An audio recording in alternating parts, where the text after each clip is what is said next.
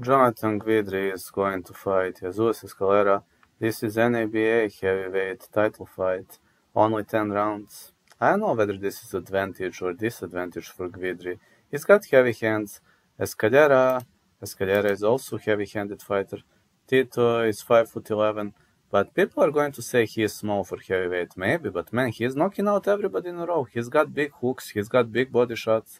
And Jonathan Gvidry is also 5'11", 72 inches of reach. This is the clash of two small fighters, maybe a bit too bulky, but they know to hit hard. They know to hit very, very hard. And Jonathan Gvidry lost in a questionable fight against Trevor Bryan. I believe both of these guys have a lot of knockout power, especially Jesus Escalera, and one way or another, I see somebody going down. Side call, well, Escalera is undefeated. Maybe I'm gonna give slight advantage to Jesus, but fight not going the distance is my official pick.